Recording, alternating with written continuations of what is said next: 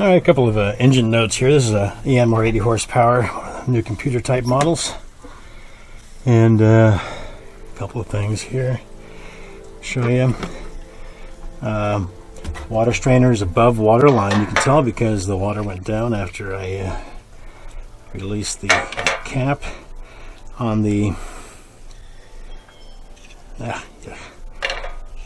we need to lubricate the gasket here every time we screw that thing down, otherwise it might pinch and create an air leak. So this is above water line, so if you get an air leak in the gasket, you'll lose prime, you'll overheat and destroy your impeller. So very, very important that you get a good seal here. So always use Vaseline or some kind of grease, not petroleum if you can avoid it, on the gasket when you screw it down.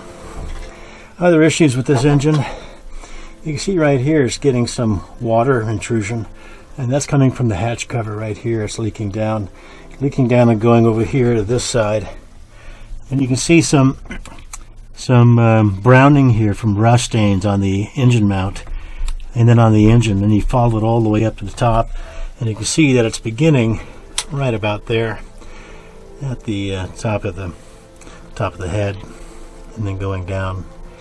So that's all from the leak here, and it's causing some rust. So what do you do about that? Well, you got to be careful when you open up the engine hatch so that you don't get water dripping down from the top. And there may be a gasket issue here too, with a little bit of a detent. Alrighty. Let's see what else. Yeah, here's the Racor. This is a cheap Japanese knockoff of a Racor, actually. It's about $50 online, but it's not worth a penny because it's really quite leaky. There's about there's about 30 parts on here or something that any one of them can cause a leak. You can just tell by the fittings. You can also tell by the T-bar here. You see that little crack where the handle goes through? So right there where that T-bar is on the T-handle, you can tell that's not Racor. Usually Racors have a sticker on them. I don't know what the heck that red thing is in there. Anyway, we had a problem with this Racor. We had an air leak in it, so I had to bypass the hose here and go right to the Yanmar pre-filter. The Yanmar is good because it has a little pressure pump on it. It has the little wires here in the back for water detection, but the trouble is you can't see anything that's going on in there. So this is a CE rated primary fuel filter. This, however, is not. This is a plastic bowl on here, or if it was glass, same reasoning. Racor does make a metal bowl that is CE rated, but that kind of defeats the purpose of being able to peer inside and see what the contaminants look like, the bacteria and so forth. Here we have a CE boat, but it has little plastic filters here to catch the bacteria. So I don't know how they get away with this, but this is illegal. So this was an aftermarket deal the owner put in because he wanted to have the benefit of the Racor. So it's all in line with the Yanmar filter. Alrighty, so yeah, these things aren't worth anything. So we're going to replace these 500 series Racors with actual original Parker Racor. They're about $200 each, but for $1 million boat, I think that's worth it. Alright, I think that's about it. Oh yeah, one more thing. As a method for preserving the engine and keeping it corrosion free and everything, clean, it's not a bad idea to spray some WD-40 on the engine. It doesn't hurt anything. It's an it's a solvent, actually, is what it is, and it has anti-corrosion properties. So I'm going to spray here and there. The only downside is you get a little bit of a WD smell when you start the engine. It warms up a little bit, but that soon goes away.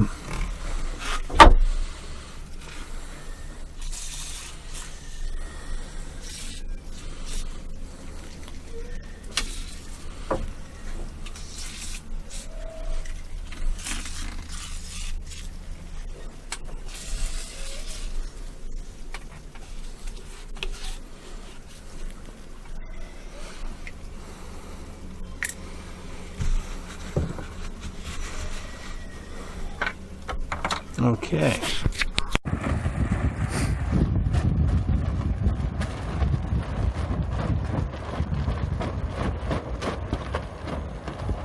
Now we changed the jib sheets from a 16 to a 14 mil, and from that heavy hard Dyneema, which you could barely squeeze it like that, to this stuff here, which is a lot nicer.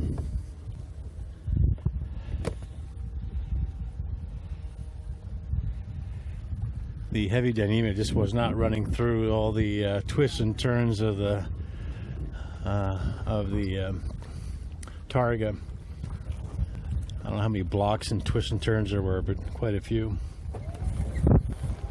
Leaving Corfu, Giovia Marina, huge marina, and all we're going to do is just basically anchor out over here. Well, certainly the best part of Corfu is the water around Corfu. Even though it's a bit dirty in some parts, it is fairly clear, and color's nice.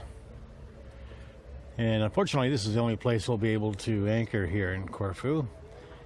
We get back underway tonight at 2 a.m. There's plenty more places like this on the island. Our marina, Goryuva is over there, and that's it.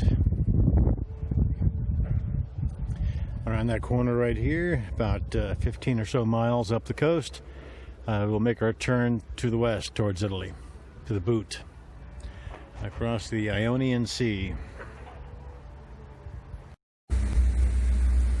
Alright, so this is where we are. We're rounding Corfu in the middle of the night. That's my view out there. It's not too bad. A bit chilly, otherwise clear, and right now the winds are pretty light. They will be picking up as we get into the Ionian Sea. Anyway, what you see here is the automated route system that the Garmin provides and the owner likes to use. Very simple, very quick. However, it's not exactly my cup of tea.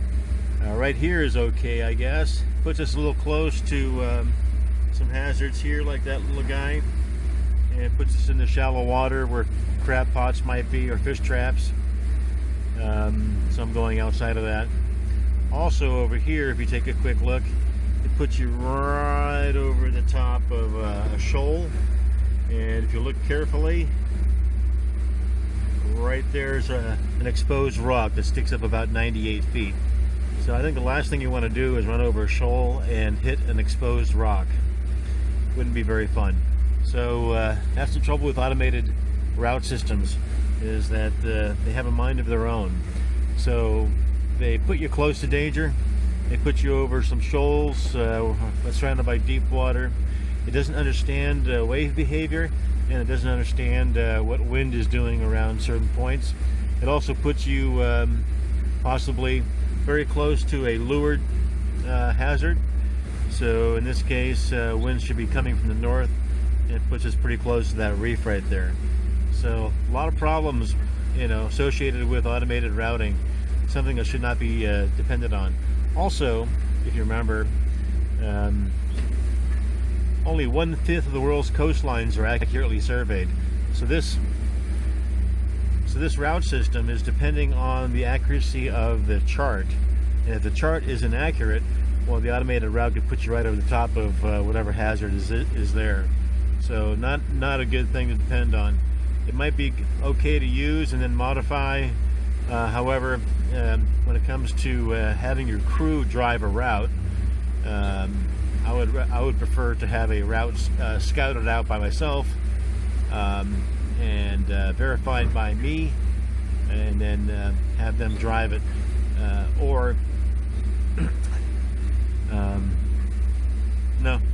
You don't want your crew you don't want to depend on your crew in the middle of the night to make adjustments to the route to avoid hazards like this.